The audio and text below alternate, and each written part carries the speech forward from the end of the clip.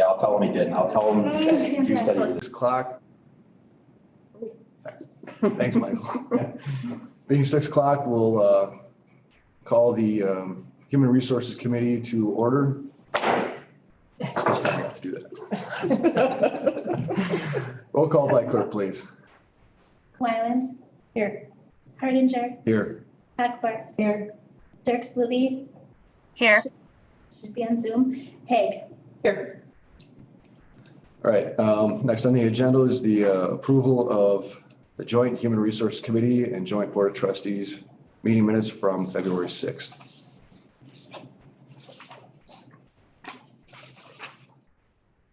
Motion to approve.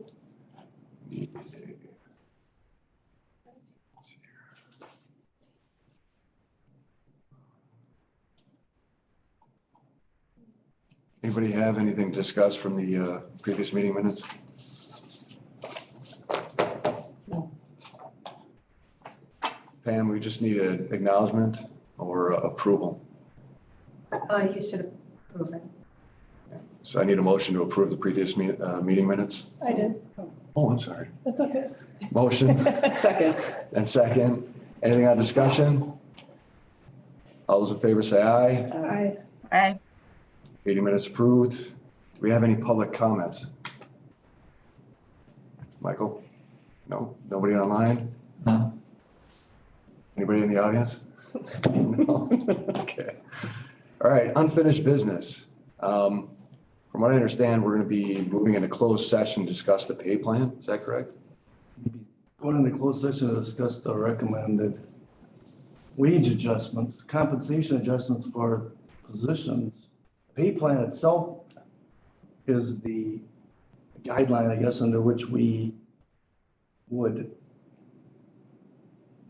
put people on their, for their compensation, the range. Right. So the pay plan Ranges.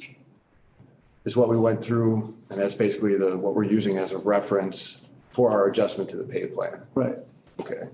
Adjustments to the individual compensation. Right. So, Administrator Donner and I got together a few times after the last couple of meetings, just to give you a background of this. For the most part, we used Marathon County's study that was just completed last year to give us market averages for positions that we could line up that were as similar to the positions that we had here. Is that correct? Right, we took those that we know are quite comparable, I guess, particularly when you're talking about the county highway workers and the, the CDL drivers and those kind of things. And also knowing in some of the higher level positions that, it's not necessarily one-to-one, but you have, similar duties maybe in lower classifications county side, but supplemented that information with information from other municipalities in the area and statewide, I guess, with some information from the leading municipalities, Wisconsin Rural Water Association, recruitment ads for positions and so forth. Yeah, just for a reference on page 13 of the packet, you've got comparable organizations. So this is quite an extensive list that we have from counties and cities and villages and towns. This was part of the study that was done for Marathon County, and it took comparable positions on similar size municipalities based off of, I think, it had a lot to do with population and responsibilities and roles of those positions. So it was as comparable as possible that we could get to base our adjustment off of. Is that correct? Well, again, these were the comparables that Marathon County used. So yeah, they were looking at comparable job duties. Right. So I think, as we maybe talked about a little bit last week, it may be that a county highway worker works for Marathon County that's, large area, large land area, large population, but an individual only has so much capacity. So I think as we compare those types of positions, we know that, it should be a good benchmark to use. And I think that's one thing that we have recommended here. And I think honestly, that's the best that we can do. So I think that page 14 goes into it a little bit more as far as some more details in 15, 16. So it really gives us a lot to base our information on. And then on page 18 is really more local. Michael put this together to help us take a look at how we'd be comparable and competitive trying to recruit and retain CDL qualified operators. Is that correct? Correct, yeah. So if you look at what we've got here and you want to kind of just put a pin in your head about page 18 here, when we look at our proposal in the closed session, you're going to see where we're going to line up with this. And we're very competitive with everything that Michael put together here. So that was also very helpful because as you can see here, this is very local to us. So, I mean, you've got Schofield, Rothschild, Stevens Point, Wausau, with their rates for their operators, minimum and maximum pay ranges. So when we get into closed session, you're going to be able to use this page and this really kind of helps just take a look at those CDL positions. So thank you for getting this together, both of you. Then you've got survey results. That's about the end of the packet there. But when we get into closed session, I think 18 is really going to kind of help because that's where we're, what I understand, really trying to focus on with our public works, our CDL guys to make sure that we can keep those guys and bring them in here. And that was one of the more glaring discrepancies. Yeah. Yep. So, did you have anything else to add? Just that those particular pages 14 through 17 was data on department director positions that was available off the League of Municipalities website, but I believe the data was from 2021. So I guess I was just kind of suggesting there probably should be some adjustment in there in terms of the inflation impact between 2021 and 22. Or 22 into 23, just to kind of get some perspective on that. Okay. Does that make sense to everybody? Mhm. All right. So, I'm sorry. yeah, so I think then we would be looking for some action on pay plan itself. I think, and what we're looking for is basically to adopt this information. Right, in the context of the pay plan itself, which is the attachment there on that item. Can I just ask a question real quick? It's Yes, Nikki online. Sorry. No. When you're looking at all those those data points from the League of Municipalities, there's quite a wide range. And when I see such a wide range, tells me that we're not looking at apples to apples comparisons. When you're looking at some positions that are 66 to some that are over 100K. So yeah, it's these are not going to be similar types of positions. One position could be at a high level IT person, and someone could be more of a lower level, depending on what their job duties are. Do you ever use Carlson Detman to actually do job descriptions, comparisons, and set the pay range based on Carlson Detman is the public administration tool in the state of Wisconsin that most government agencies use to set pay ranges. So I'm just curious if we've ever used Carlson Detman and sent job descriptions in to get what pay ranges should be based on those job descriptions and the job duties, not just based on how much do you pay for this position, because they could be doing all kinds of different roles and responsibilities. So just a question. No, I think we realize that, and I know that's one of the difficulties that we have when we try to do this in-house, if you will. We did talk about doing a pay plan last year about this time, and into May, I think we've potentially suggested that, you know, we consider doing that again. I think the last time we did it, outsourced compensation study was with Carlson Detman in 2015, somewhere in that range. Yeah. So, yeah, I think if we want to have a higher level of confidence in how all these things are done, I mean, the best we can probably do is look at a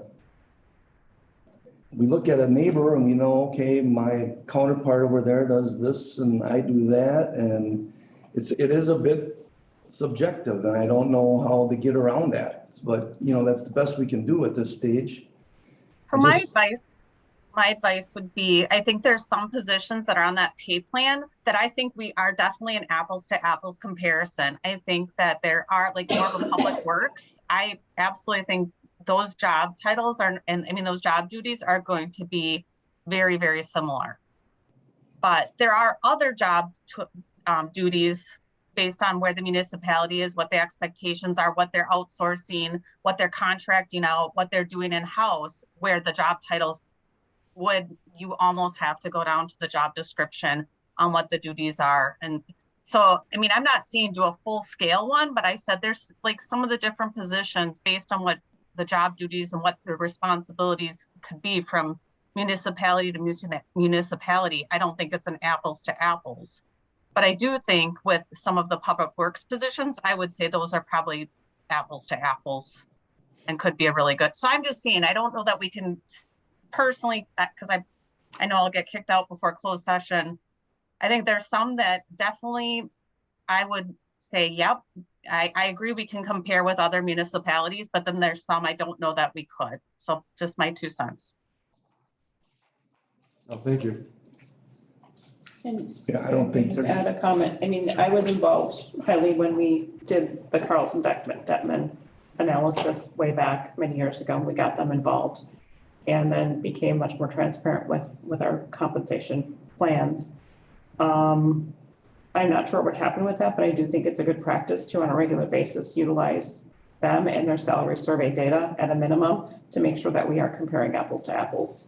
So yeah, to do an update, we would need to be budgeting for that. Plover just did a wage or compensation study. I know they wouldn't use Carlson Detman. I believe they paid $15,000 for their update. that's probably about right. We got a update or a estimate from Baker Tilly as we were looking at different services that they could provide us on organizational study, strategic planning and the like. And their estimate was $27,000. They also said they could just take a look at job descriptions and update some of those, but that wouldn't necessarily address the pay plan component. So, I mean, it certainly would give us a higher level of confidence. I'm not going to disagree that Mickey has a great point. I mean, yes, we can look at a job title. Anybody can look at a job title. They don't necessarily know it is the same duties. So I guess we are making recommendation based on what our knowledge of even the county operation may be in terms of responsibilities that people would have, you know, for instance, I don't have to call them operations managers, say in the county highway realm, where they have multiple, I guess we'd refer to them as deputy directors or deputies that have different responsibilities, bridges, you know, and just different sections of the county and supervisory level. So, you know, I guess we're trying to make our best judgment by what we made, recommendations that are made in this pay plan right now. My other question is, and I don't know if we'll get into a closed session, but I'm not seeing what the current pay plan is compared to the new. So I'm not sure what the delta is and what the change is and what the potential impact could be to So we weren't- the village financials. We were not focusing on this. We looked at that and I guess that was one of the, we can show it. I think when we looked at this back in October into December, generally it was, the 12, like a 12, we looked at the 12% adjustment. We talked about the fact that we had not done a structural adjustment on our pay plan for 3 years. And the 12% was kind of what caught up with CPI. And the CPI from, national as compared to what was used for expenditure restraint in Wisconsin, were pretty much exactly the same, 12.5%. And the lower positions though, and that this was consistent, I think this actually backs up what the county said. Positions that we had classified as H and below generally seemed to be adjusted more relative to what the county recommended. And that was, I think, consistent with what their study found, is that positions that were being paid 40,000 range or less were farther behind, and they needed to get those workers up higher. And I think that's what we're talking about here later on as well with our CDL drivers and the public works positions. So we don't have the old ranges available to. Well, we have tonight? we have that in a prior document, probably from the December meeting. I don't know, Michael, if you can go to my, Yeah, I'll find it here. go to my report, there's several links at the bottom. That spreadsheet we've got, Keith, has got their current hourly rates. Right, but we're talking about the pay plan. Plan itself, Yeah. the ranges. Yeah. Ranges. Oh, that's what you're saying. Yeah, and it's just good to see that increases Michael, here. it's in the October. Yeah, we had them back in October. Yeah, do you know what's- I is was it A, B, C? Married up. Yeah. So when you looked at them, you were like, Just go to the packet, it's in there. There we go. It's the B, I believe. very difficult to I'll understand. just open it that way. If you look at them side by side. Because Maybe I'm wrong. our current pay plan has the same type of minimum maximum. Oh, no, that's not it. Never mind. Look at the next one. So. Oh, I'm curious just about the ranges, like what was our previous range, just to compare range, Gotcha. current to new, and like, what's the, yeah, what's, yeah. I did not those either. Our salary ranges, yeah, what's it, if we move up out 2.5% or whatever, just so we can, financially. Yeah, every single fall somewhere. Yeah. Individual level, yeah. Yeah.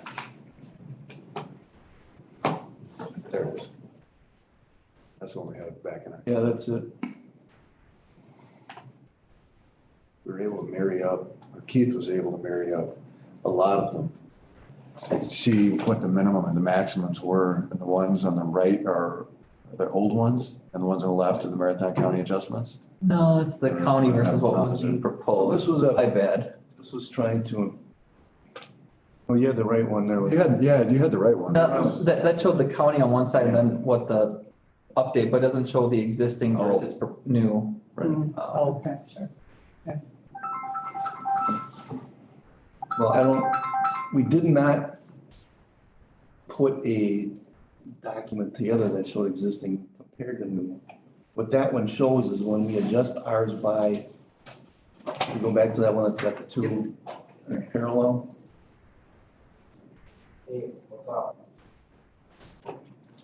When you evaluated moving the ranges so high, did you ensure that any current incumbents are not at the low end?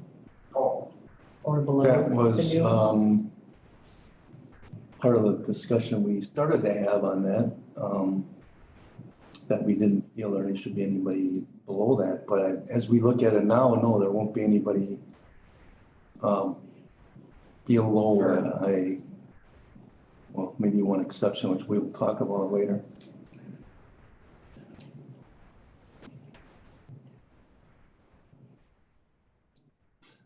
That was another question I had, I guess. Yes, if we're making an adjustment, we would theoretically not want to find someone below the minimum range generally. And then the place Or where at that, the lower, even at the minimum, I mean, they'd have to be Right. adjusted, because if you're hiring someone new to that category, and then you've got someone in 5 years making 50 cents more, that's Exactly, a yes. huge dissatisfier. So I think that's where it's important how we're jumping from the old minimum to the new minimum and looking at staff wages to make sure there's not a lot of compression happening. Right, and that's the reason for our discussion in closed session, because there are adjustments that had a bit of a ripple effect through the whole staff, primarily the public works staff. So, I'm sorry. um, I should have turned my ringer off when I was out there. so yes, we were trying to, I guess, anticipate that very situation, and I think what we proposed, and we'll talk about later, should avoid that. That would be a good thing to have in the packet, though. Can I ask another quick question? But Go ahead, Mickey. Yeah, seeing I'm not gonna be able to make closed session, I'm wondering if the pay plan is gonna be considered as a whole, or are you gonna consider individual job? I'm sorry, Keith, go ahead. What's that? if the intent was to consider it as a whole, we can come back and look at particular jobs if we have a concern, would be my thought. Well, we looked at, I guess what my understanding was when we looked at it, we looked at people's experience and longevity in the position and then made those adjustments individually rather than as a whole. I mean, we didn't do a blanket percentage increase. Correct, we did so this happened in 2 stages then. We had some discussion about the pay plan, there was, we had not taken any action on it, but we know we need to make adjustments to it. Again, we had talked about the structural adjustment back in October. And I guess as we came then to the end of December, since we were still wrestling with this, the board approved a 5% across the board cost of living adjustment for all employees. Or maybe we use a different term for it at that point. I sometimes interchange terms that I shouldn't, but anyway. So by making that adjustment, and then as we follow up and we make sure we are putting our people in a competitive situation locally and with other peer organizations is our desire. We still had some that need some adjustments that would be made here, that as we make that structural adjustment in the pay plan, they'll be taken above then the minimum for those classifications, especially in those lower grades, H and below, I believe is what it is. I guess my only concern is that this all seems to be based on job titles and not job descriptions. So, and I think there's some ability to make comparisons, but I still feel strongly, and if we haven't done a wage survey since 2015, that's quite a long time ago. And I know Carlson Dedman will consider job descriptions individually versus having to do a whole wage scale. We send him ours in. I'm hiring 3 positions right now. Every one of them is getting sent in and considered individually for where they should fall based on the job description, not the job title. Because they don't consider job titles for how they set wages. So just from a public perspective, because I feel like we have a fiduciary duty to the taxpayers, and I'm just going to put it out there. You'll discuss it without me, but just putting it out there. I guess if I could ask, what positions do you seem to have more of an issue with? Well, I would say an IT director position is very broad. And so I know IT directors that are programmers, and they can also do networking, and they are compensated well. But if you have an IT director that is just simply outsourcing and managing contracts for people to come in and do the programming and do the software work and doing a network, I wouldn't necessarily, a job description for that type of position versus someone who's capable of doing, and with that skill set, you can have a huge range. And that's why in that IT director, when you look at it, you've got people as low as 60 with people up to like 130. So that's why I said that's not one. IT director really is one you cannot put by a job title, because I've worked with IT directors that have very low skill sets and then some that are excellent because they don't need to outsource. So when you're talking about saving contract dollars where you don't have to hire like the Dirks group to come in, or you don't have to hire someone to do software integration for you, that varies so much. Yeah, so if I told you our IT director doesn't do that, or we don't contract out, they're capable of doing those things. So they can do software integration and do networking? Well, he does networking. We don't So then contract with he the can't Dirks do, group. then he's not probably, unless he has a degree in programming and one in networking.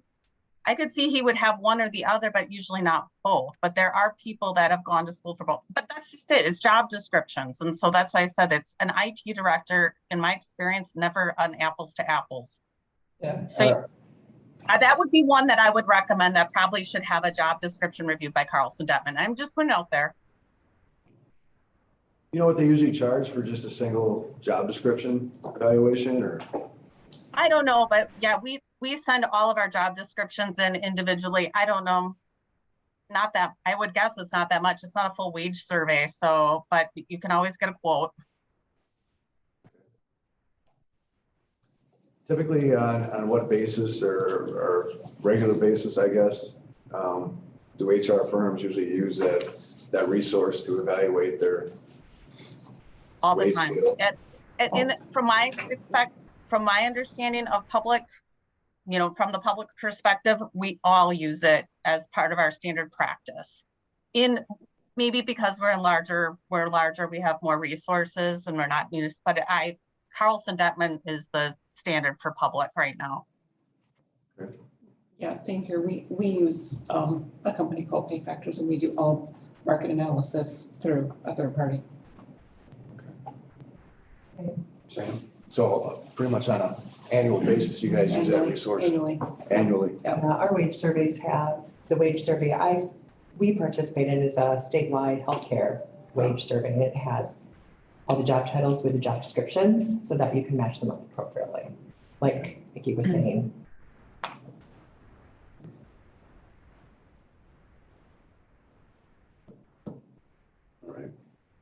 I'm just struggling seeing the old ranges compared to the new, because the document that was pulled up was the new ranges still in there. Yeah, that was the new. Yeah. Yeah. I don't know if we have a side by side. I can try to create one quick. I didn't do a document that compared the old to the new. I just put a heading at the top and said we adjusted them by a percentage. What is the percentage that was adjusted? But I guess that's what I'm looking for, is what's What's the overall change? It's on the one that has the parallel. It's not on this one. What wasn't the average with the county, somewhere around 12% though? Yeah, I believe so.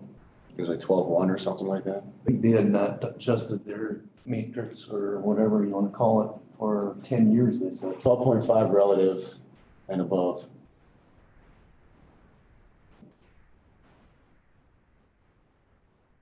And they haven't been moved in 3 years?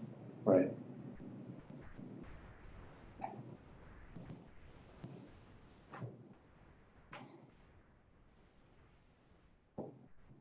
So I think the additional amount there is likely because of the volatility in the job market, I would think, in those jobs that we're talking about. Could. Those are big adjustments. Mhm.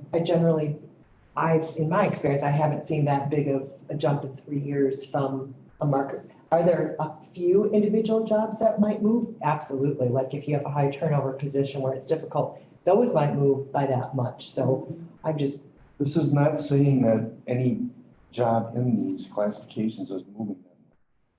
well, then I'm really confused. We're Our just wage adjusting the scales- pay ranges so that they're. Well, that's what I mean. The more pay in ranges are being moved by 12.5% Right. from the minimums. That's a And so lot. that's a huge jump So I from, think one of the things that we need to, I think it was back in October when we looked at the existing pay ranges.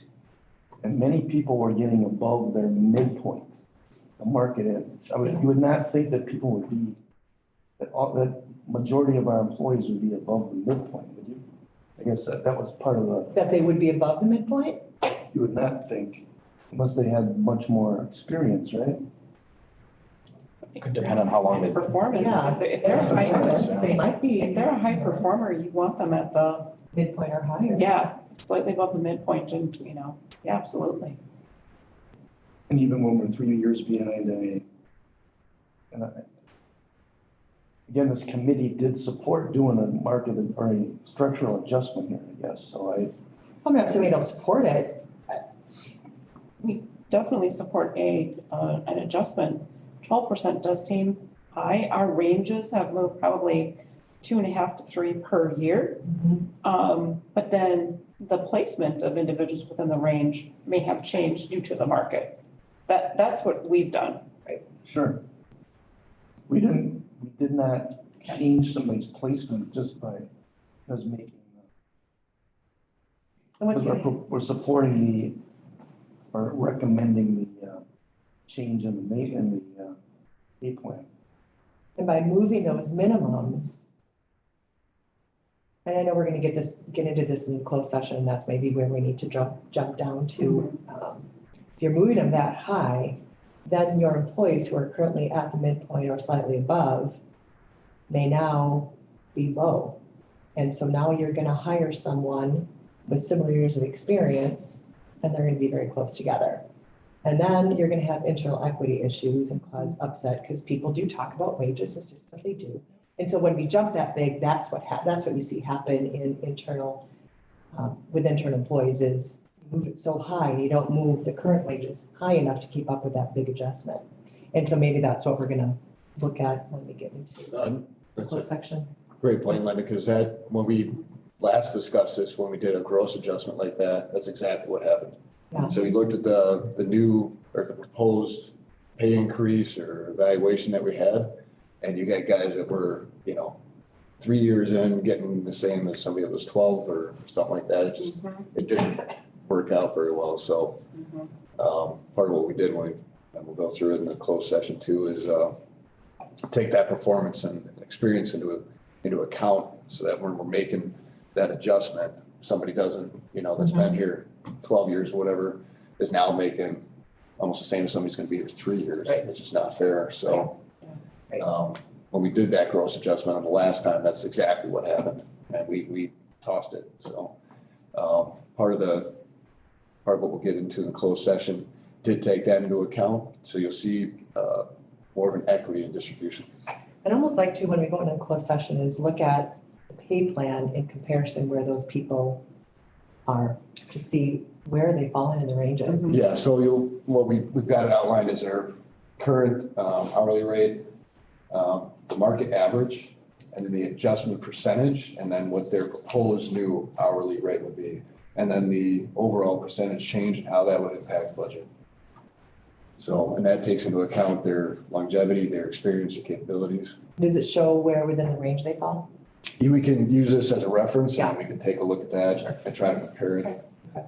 So that's the best resources that we had to use. Okay. That's a lot to take in. I know, I feel like I can't make a decision on this until I see that. Yep. See, that's just what. Yeah, I agree. I was the same way. Yeah. I need to see I'm these not numbers. Action on this item then until closed session following, or until open session following closed session, if you like. So, Yeah, I'm not comfortable making. recommendation based yeah. off of this, yeah. So I think we definitely need to look at that and then make sure, we're okay with the scale being what it is. Okay. Because 12.5 is quite a jump. But again, the last time we did anything like this was 2016, when we had a consulting group. When we did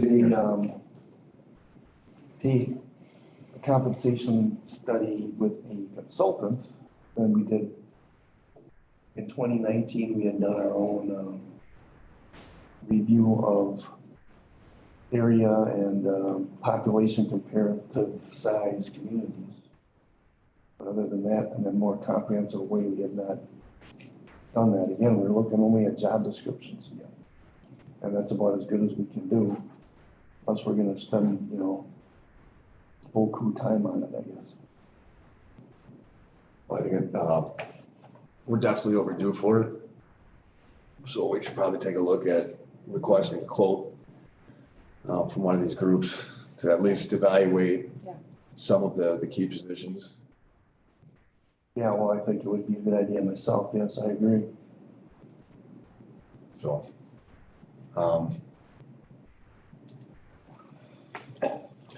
can we, So I think you need to take a motion to defer action on this item. until after the closed session? Yeah.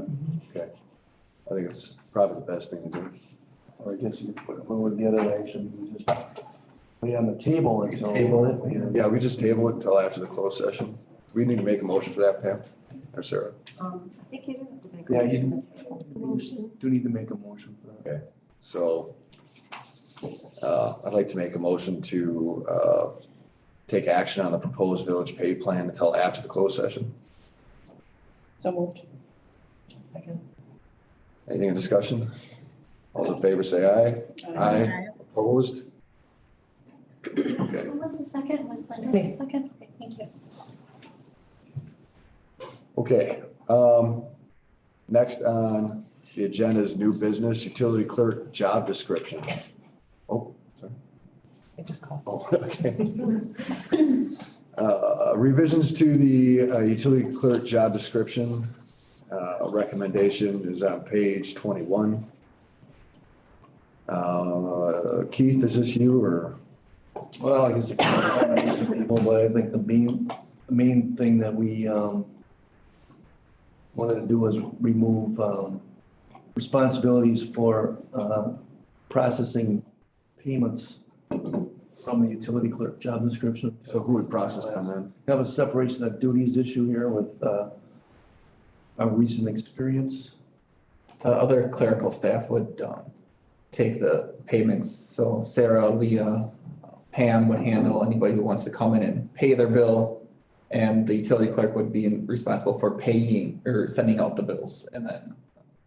So they're not the ones actually taking the payment. So one of the clerks would take the payment. Correct, yeah. And that's the only change to the job description? Would be the most significant one, I think. And then the position's gonna be more focused on, the operations with the utilities and that, and again, in the collections side, but certainly have to be very versed in, handling accounts, setting up accounts. Just for future, just for my help in the future, if we're gonna review anything that is gonna be changed, could we highlight the changes? Or red line changes so we can see. Yeah. Sure. Just in the future. Trustee Cronin, do you have a question? Is it okay if I ask a question? I know I'm not. part of it. Absolutely, yeah. So welcome to the meeting, by the way. Do we have like a double check? I know you said you're gonna remove this duty from the utility clerk. I guess my question is, do we have a system so that we're getting at least two sets of eyes on it any time that a payment is made to avoid this happening again in the future? Well, we do right now and we're hoping to keep it going every time, anytime there's an adjustment. There should be very few transfers ever, but if there's ever a transfer, an adjustment or payment, a new connect, that all gets right now. When I do it, Jessica signs off on it, or Josh, if it's a new connect. And that's what we're gonna continue to do. So there's an explanation of what happened, why it's happening and what needs to happen, and then somebody signs off on it, and then it's scanned and saved in a permanent system. Okay, so prior to this, it was one person doing all that. And no sign-offs. Okay, I'm good.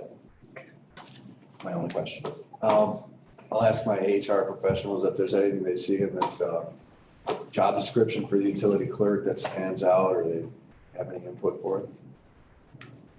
No, I like the new separation of duties and that second set of eyes. That's important. Agreed.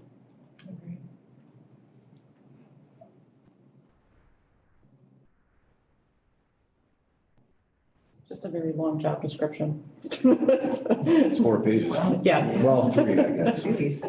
yes. Maybe we need help writing them so they're not so long. It is a Well, little- don't you ever use the other duties as assigned? Yeah. I think it catches Well, the eye. So we want to try to not make it so broad. I think that's kind of how we maybe ended up Okay, where we did okay. by a person interpreting what their job duties could be. So we wanted to make sure it was a little more explicit as far as what that position should be doing. The only addition is if you don't have other duties as assigned is to include that because Yeah. at random you may have special projects that come up and one could Yeah, say that is not. It's right here, perform related work as required, Okay, perfect. Okay. I didn't get that far. right there. It's 3 days. Yeah, the next one. And the next one too. I mean, we got pretty much Perfect, duplicated. You got it. We did go out and we compared these job duties, job descriptions to other municipalities. I mean, I think it's common in municipalities to have a lot of description in their job duties. I'm sure it's fine.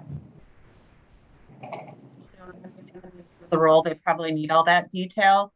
Yeah. I think there's other roles you maybe don't need to be, like when you get higher level management, but with the, I think it's important to say, hey, this is what you will be doing, so they have a full understanding.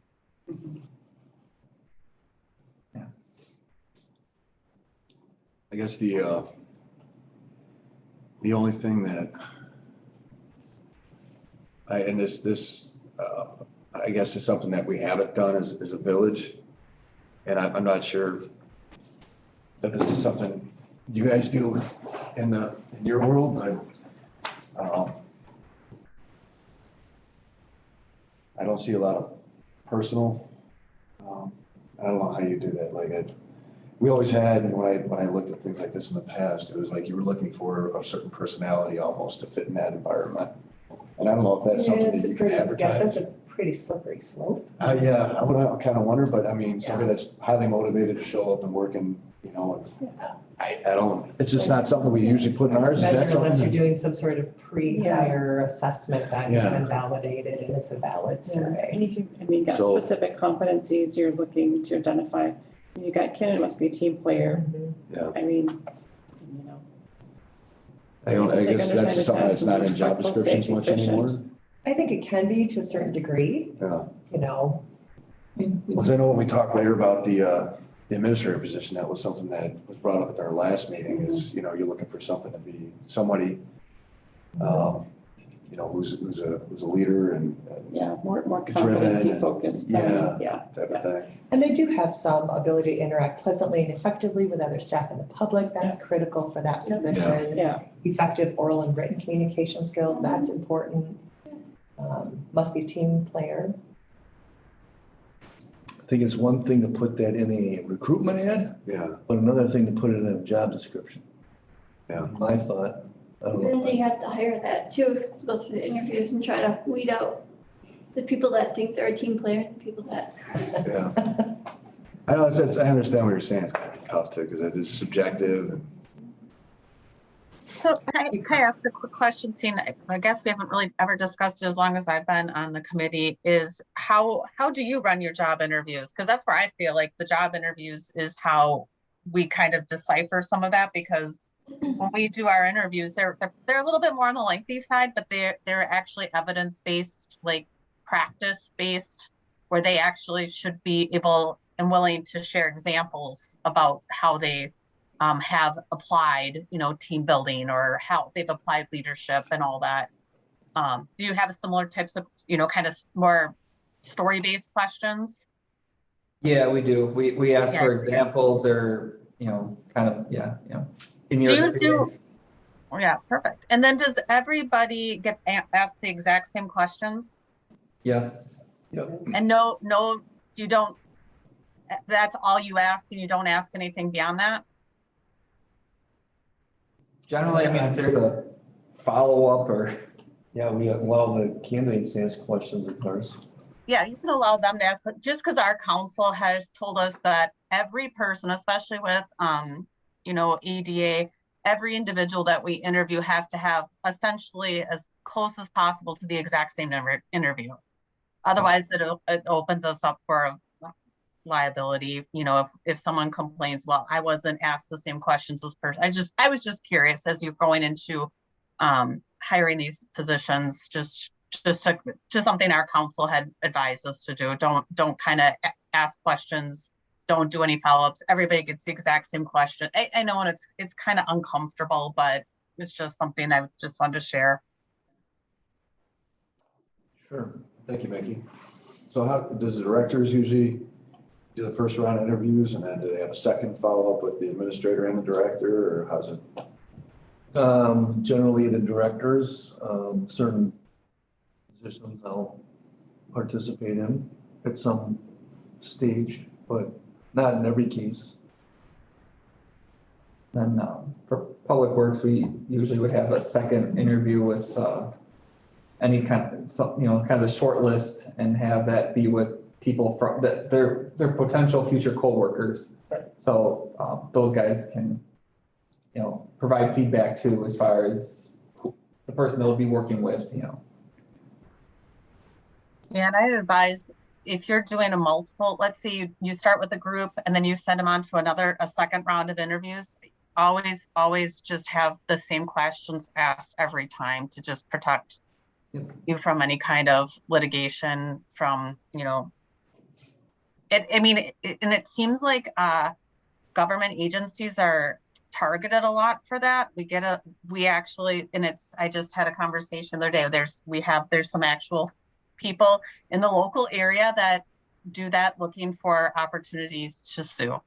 Just be forewarned. We have a couple of them that are around the area. And so if you don't give them the same interview, they will say that they were, either. Yeah. How would they know that, Mickey? What's that? How would they know that? They don't need to know that, though. That's just the problem, is that they can claim it, and then you actually have to prove. So we have to basically supply, like, these are the questions that we ask, nothing more, nothing less. Mm-hmm. Yeah, it has nothing to do with that it's how they're looking to catch someone potentially, that there was some bias in the interview. And Right. So that's why we have to try and take out, like we actually do, before we interview, we have to do implicit bias training. So that's one of our protections that we do. So before you go into interviews, we all have to go through implicit bias training. Everybody on the interview team, we're all given the exact same set of questions and we have to ask them in the exact same order that we asked them in the previous interview. So we're very scripted on all of that. So it's not the fact that they would know that, it's the fact that they would claim that, and then we had to prove that we didn't do anything. Does that make sense? Oh, that makes a lot of sense. So, What back kind of to, jobs are these people applying for? well, I don't think that's relevant, but. No, So they'll I apply know for- I think it's a really good point, Mickey. So I guess my question to that would be, the directors have a standard set of questions that they ask. yes. I do. I guess I can't speak for everybody, but I do, yeah. We have a, Yeah, we can put together standards. Okay, so is it listed somewhere? So if that situation ever came up, the director would say, these are the questions that we ask our interviews. Here on the file. Great. Until proven. and here's the notes on everybody. Good. Yeah. Well, I think glad to hear that. the other thing we do that probably won't, but we actually have to have an HR representative in every interview, and it has to be, and all the interviewers have to be the exact, so we can't sub in a person like, oh, this person called in sick, oh, so now this person isn't going to be interviewed, because this implicit bias thing is becoming really huge. And discrimination and suing for discrimination is becoming the norm, especially when it comes to government. So I just would warn you, this is something we're seeing, it's coming up more and more and more, and we do our due diligence. So we are always protective. It goes nowhere, but that's why I'm telling you, I would highly recommend, because people will apply for these jobs knowing they're really not qualified, and they still will then say, well, it's because of this, that, and the other thing. And then they'll sue, or they'll and then it's on the burden of proof is on us to prove that we had no bias or did any discriminatory practices. That's why we script everything down to, it's crazy how far down we get. So are you volunteering to sit in on our interviews from here on out then? I think that just as long as you follow And you know, I just, as long as you have a process that's well documented and there is some of those like kind of things that we do to try and protect the people, I mean, protecting the village and protecting the people who are sitting in those interviews, you know, that you can say, yes, we did everything we did. We did not use implicit bias. We did not discriminate. Here's our documented evidence that we did not do this. Because if you don't have that, you're Yeah. gonna get sued. But if you do have it, they're gonna back off. So would this be something that we'd want to put on the next agenda to just ask each director for the last 3 interviews that they did and the notes that they have so we can review it? Well, I would just recommend especially as you're going into a high level position, hiring this administrator, that you would actually have a process laid out, like a very clear process, very clear policies around how you do your interviews. And then everybody has to follow that process. And so you can always point back and say, yes, we did follow this process. Yes, these were the interviewers. These were the questions they asked. Everybody had a very similar interview. Well, almost identical interview, because it's essentially, they are identical interviews. We are very clear on that.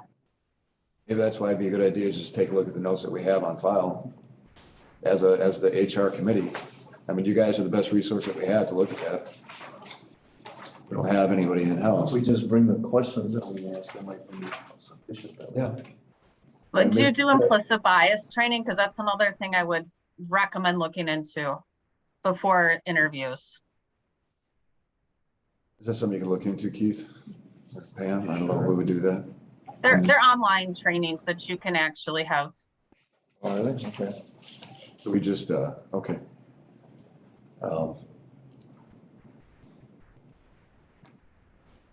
don't know, Pam, if you want to send me an email then and let me know, or Keith, let me know what you find. Is there, what kind of training do you have to set up for that online, Mickey?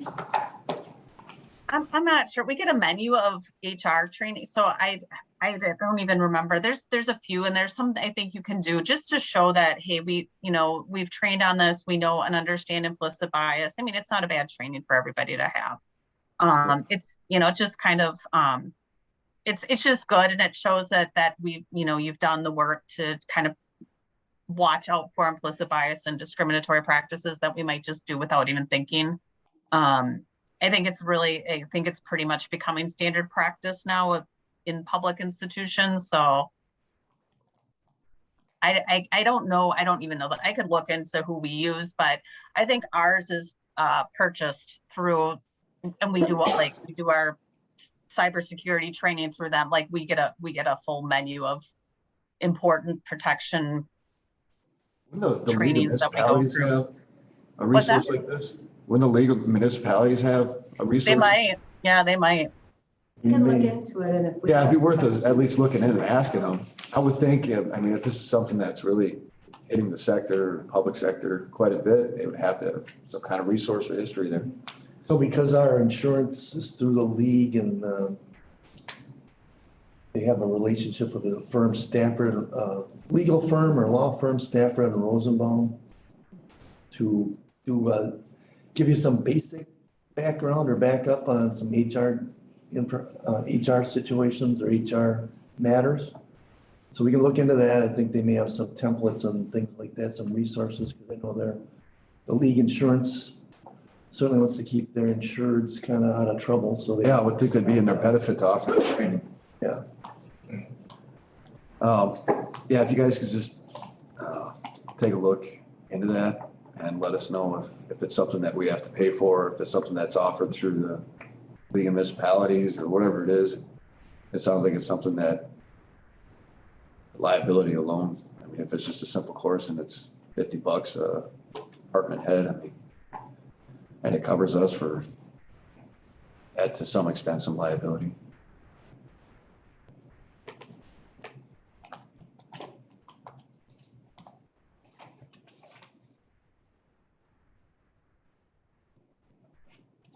No, I'm just getting a lot of online schools, nothing through the league. But yeah, we'll take a look at that then. Will do. And if you guys want to kick me an email or something, then just let me know what you find out. it's something that we have to approve or look into or at least get quotes to be able to approve by the next meeting. Okay. Oops, just lost that. Here we go. What's our action on the utility clerk job description? You can approve or acknowledge, either.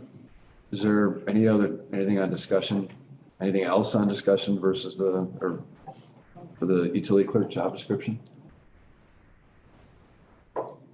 So I guess we'll look for a motion to approve it. I motion to approve the utility clerk job description. Second. Thank you, Linda. Thank you, Robin.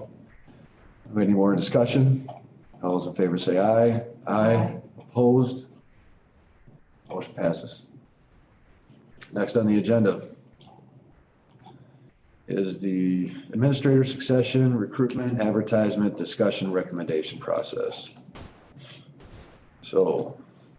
what do we got here? In the original packet, I provided a couple of sample recruitment ads. One's the more professional Yeah, I saw that. version that you see from firms that are doing recruitment for a community. The other was more of a ad from, I guess this example was from Alaska. I took the liberty of drafting one I saw it, yeah. that I sent out on Friday. And that's the copy you have in front of you. So I guess my understanding is we're trying to do this recruitment in-house, if you will. Kind of like we've done them before, where we're putting out the job announcement and asking candidates to apply to the village directly. If you want to do it, there's certainly other ways to do this though, I guess. So I guess I'm doing what the board would like us to do, or what the committee wants to recommend the board does here in this case. And I guess if you have any feedback or input on the content of the ad, I guess that's something we could do right now too as well. I did read this. The only thing I noticed, the fourth paragraph on this first page, there's like a sentence at the end of that paragraph that's not, doesn't make any sense whatsoever. Weston has a widely. Yeah, well, there's a stray thought. It's a widely something. That was the only thing I noticed. Otherwise, I actually thought it was pretty well written. Like some fun pictures in there. Well, it Is it depends. eye-catching? You can put it on our website and put some fun pictures. Yeah, I mean, you look at that Portage one, obviously that's very well done. Well, that's been done by a search firm. I get that, but with all the technology, putting pictures into an ad is very easy. You can find some nice photos. Depending on what type of person we're targeting, when I read that second paragraph, I go, oh. Back to 1859, agriculture and paper making, and then there's not like, for me, there's not a wow factor to make me read more in that second paragraph.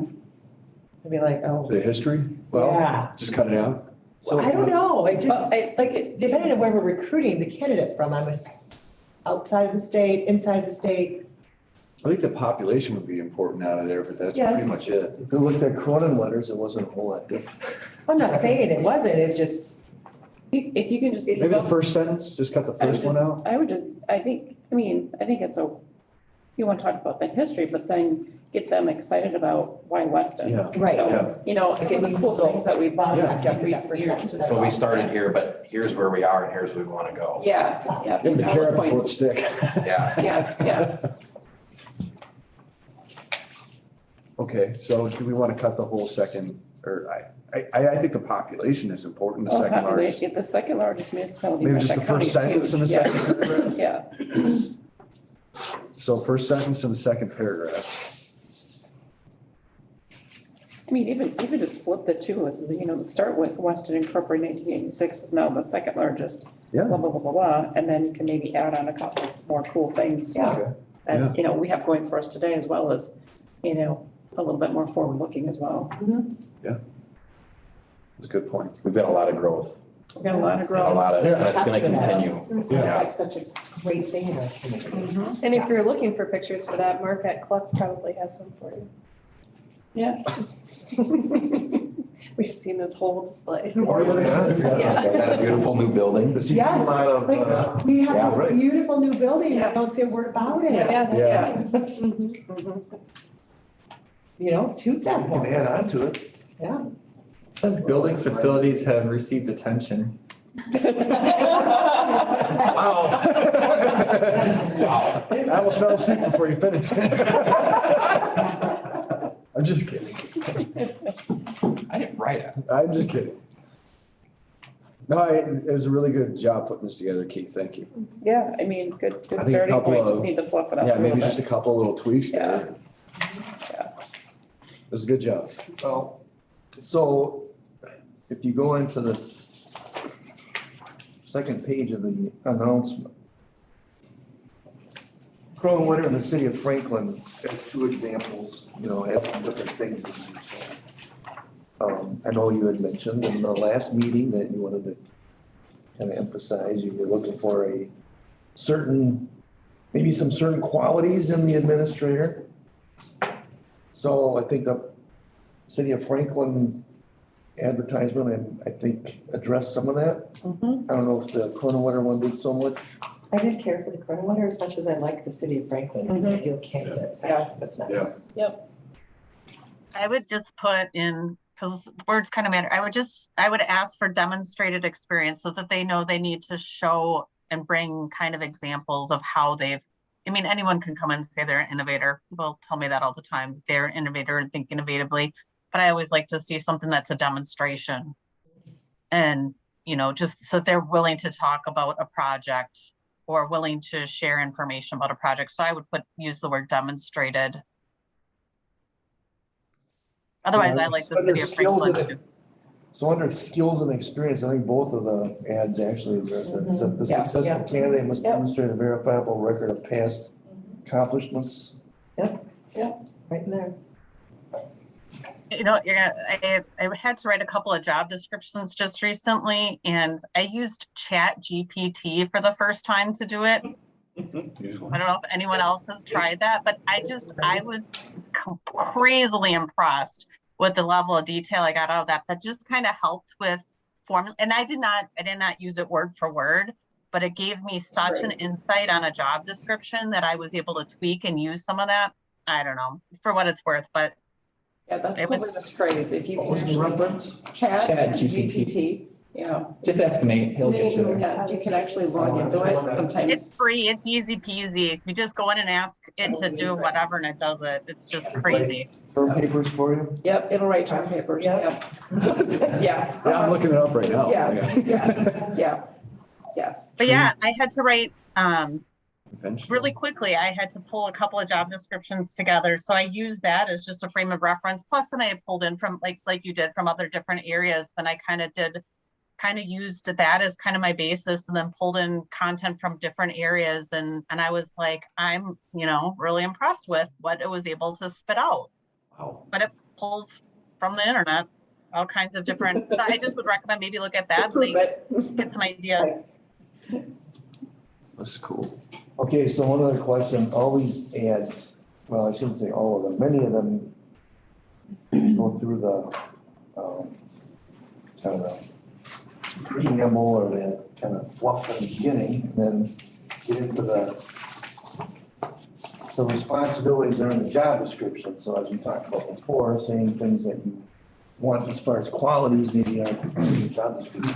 I would think we just refer to the duties that are outlined in the ordinance by reference instead of including them in the ad. Definitely, with the link.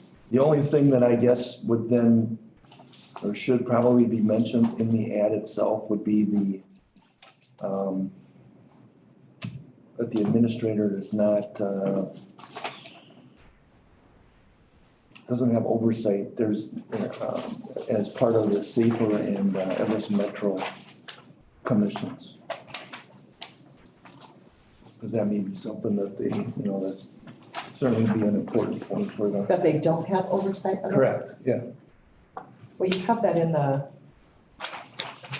second page, Well, it says. That you said that we don't have oversight for EMP? Administrator does. Oh, the administrator does, okay. so it has that village has 35 full-time positions and 35 seasonal, and then it goes on. Okay, The well, village services include, and then you have, Everest Metro and South Area, Safer for fire and emergency medical services. So you reference Safer in that section. right. So I guess then maybe that's adequate then. Can refer them to the ordinance and I guess they can look that up. Yeah. Okay. All right, so, are we looking to pull certain parts from Cornwall and Franklin? It doesn't sound, aside from, a couple of notes on page one, and maybe that's the best way to go through this. Page one, we had a couple of notes.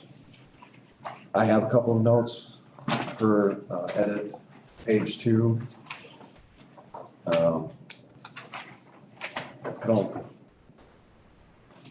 Okay, I'm sorry. Let's go back to page one, because we kind of talked about maybe promoting ourselves, the new building, things that are coming up, growing community, things of that nature.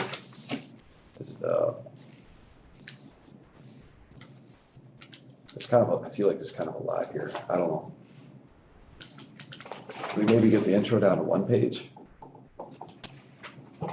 Well, it's, yeah, look at the font size. Yeah, and then on the second Where's it page, gonna be? Chronometer and Franklin, those aren't gonna stay in there. Right. We just, Yeah, well, I guess what I'm trying to do is kind of go through this and edit this together, so Keith has got a clear direction on how to make his adjustments. Does that make sense? yeah. Yeah. I guess all I was saying is I don't think it's as long as it appears. Well, I mean, if you're printing this out and I don't know. Well, if you're gonna, if you look at the Portage city profile, I mean, That's not more than a page, it's got a picture. yeah, it's got some nice pictures and it's kind of broken up Are we nicely. thinking of doing pictures? Well, that was a suggestion that was made tonight. So we want to kind of mirror Portage a little bit, and you're looking for content? It's a, It looks great, it's yeah. nice, it's a nice And I think it should definitely, It's a nice document. yeah. It makes me want to read more. It Yeah. does, and And that's nice. it's broken up nicely where you can quickly look at the sections that Yeah. you're interested It's very in. professional. Yeah. It looks like a proposal package from a firm. Yeah. It's kind of what it looks like. Honestly, if you took that, put some of our own images in it and added your Information. information in, done. Exactly, follow that as a template. All right, Keith, next Friday? Well, I think the board, Oh, jeez. I would think we'd want to give this to the board in some time Yeah. or fashion, because I don't know what the timetable is. What's the next board meeting? Monday. So as I look at, 2 weeks. There we go, Friday. well, In 2 weeks. just as a matter of, Yes. Oh, yeah, 2 weeks. So if we got All 2 right. weeks, can we have that packet for the board to review by 2 weeks? Is that enough I time? would think so. I guess again, not knowing what the board's timetable is, I was looking at how the recruitment with Rothschild, their recent hire of a new administrator. I think they announced their resignation in the beginning of May last year. And his last day of work was the 30th of May. They retained, I think it was Public Administration Associates to do the recruitment. First, I think they had their, So I they guess, had their applications due on the 18th of July. And I believe then they made the offer on the 12th of September at their meeting. I think we need this. what did they do the whole time? They didn't have an administrator there? 'Cause you said he was done at the end of May? We've done. Yeah. I don't want to speak for the rest of the board, but I think it's already March. It's Yeah. done by the end of the Yeah. year. I mean, I think we need to have something No, ready to go. for the That's board why I'm saying if we get mid-March. if we can get something to the board in 2 weeks. I mean, if it took that long for them to, I know Marathon County for their deputy administrator, it took them almost 6 months to get somebody in that position. Right. So I don't think. I we- guess I'm just throwing it out there because I think there's an urgency perhaps to get this done. So, Well, yeah. All right, can we have that, the next? I just have one final recommendation on that first page, 1, 2, 3, 4. Paragraph 5, I think is where you can beef that up a little bit, to see all the exciting stuff the village has done. Sure. You know, you've got the village has recently wrapped up its capital improvement activities to include an exciting new, you know, just a little bit more lively with that. Okay. I don't wanna get too carried away. People will think I'm too, over the top or something. Oh, No, we want to just get people excited about it. yes. I think 2 weeks would be, and we're gonna try to mirror Portage. I think that's a really neat way to do it. And yeah, definitely include the building, definitely include, we're a growing village, you know, we're doing some great things here and we've got great staff. I mean, I don't know if that was even in there, I didn't see it, but I mean, we've got a really good attrition rate here, Good so. team, yeah. Yeah. I think that's definitely something that should be part of it. You know, we've got a lot of great people that work here in the village, so. Yep. So, 2 weeks on the board on that, using the Portage platform. What do I call it that? Recruitment, advertisement, I guess, once we get the posting approved. That's pretty much what we covered here in that whole discussion was the Yeah. kind of content and format. Okay. All right, so we're off to move to the closed session. Unless there's, I'm sorry, anything else on that agenda item? Do you need anything for that, Pam? You good? Pardon me? Do you need anything for that? Agenda item? Yeah, Yeah, I don't think so. Everybody. I don't think we need any motions on that. so who wants to read the, move to closed session? Oh, Move to closed session to consider employment, promotion, compensation, or performance evaluation data of any public employee over which the government body has jurisdiction or exercises responsibility, to wit, recommended compensation adjustments for employees or retention and competitiveness in current labor market. we have a motion to move to closed session. Second. Robin made a second. Mickey, thank you for, being a part of the meeting tonight. Sorry you couldn't make it. Yeah, sorry, I was traveling and I was getting back later than I expected, so. No, I appreciate you being here and doing what you could remotely. Who was the second on that motion? Robin. Thank you. That's what I thought. Okay, Point of order, did you vote? We need to do a vote. no, we need a vote. Okay, anything else? Well, I was just thinking about it, Mickey, before I. Sorry, I'm sorry, okay, I'll stop. It's okay. All right, all those in favor, I'm sorry, anything on discussion? All those in favor say aye. Aye. Opposed? Motion carries. Should do a roll call vote for closed session. Oh, Pam, you let me get through all that? I'm sorry. Clerk, please do a roll call. Wyland. Here. Hardinger. Yay. Hackberg. Here. Dirk Slibby is gone, and Haig. And then also state who you would like to remain into closed session. Keith? I think we do this in two pieces. One would be looking at the non-director position, so the Yeah. directors should stay for that part, and then we talk about the directors after that. And we can, Okay, so everybody stays for the first part, and then you stay, and I'm probably gonna need Jessica, well, no, I don't think I'll need Jessica for the second part. So. Is that good? Are we in closed